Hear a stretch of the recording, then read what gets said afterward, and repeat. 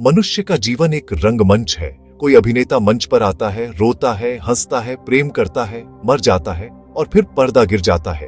लेकिन कभी कभी कोई अभिनेता ऐसा होता है जिसका मंच पर आना और जाना युगों की स्मृति बन जाता है।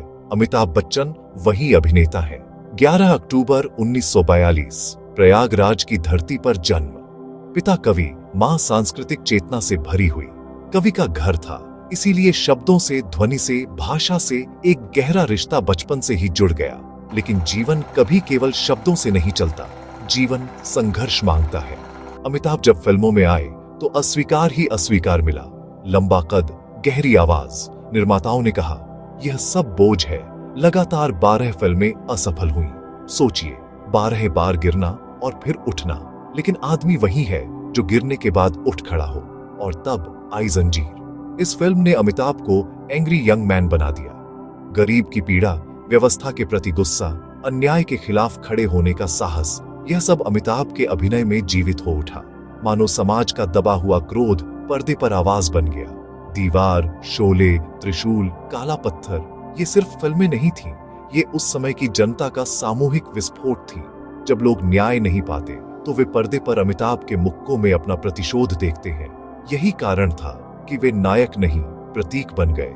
लेकिन जीवन कभी सीधी रेखा नहीं चलता। शिखर पर पहुंचा हुआ व्यक्ति भी गिरता है। अमिताभ ने एबीसीएल कंपनी शुरू की। सपना था सिनेमा के बाहर कुछ नया करने का, पर सपना बिखर गया। कर्ज, कोर्ट, आलोचना, सबने घेर लिया। वह दौर ऐसा था कि महानायक भी अकेला और असहाय दिखने लगा। यही जीवन का सत्य है। महानता भी स्थायी नहीं होती। लेकिन वहीं से नया जन्म हुआ। साल 2000, कौन बनेगा करोड़पति। ये सिर्फ एक गेम शो नहीं था, यह अमिताभ का पुनर्जन्म था। उनकी गहरी आवाज, उनकी सहजता, उनकी मुस्कान, मानो जनता ने कहा हम तुम्हें फिर स्वीकार करते हैं। टीवी के पर्दे ने उन्हें फिर से अमर कर दिया। और विवाद, बिना विवाद के कोई महत्वपूर्ण जीवन नहीं होता। राजनीति में गए, असफल हुए। रेखा के साथ नाम जुड़ा, अखबारों ने शोर मचाया। बोफोर्स कांड में नाम आया। लेकिन इन सब के पार भी वे खड़े रहे, क्योंकि उनका आधार जनता का प्रेम था। आज भी वे अभिनय कर रहे हैं। आज भी उनकी आवाज विज्ञापन से लेकर कविता तक गूंजती है।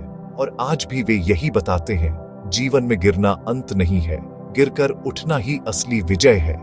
याद रखो, अमिताभ बच्चन का जीवन यह सिखाता है कि असफलता कोई शाप नहीं है, वह तो केवल जीवन की परीक्षा है। जो डट जाता है वही महानायक कहलाता है।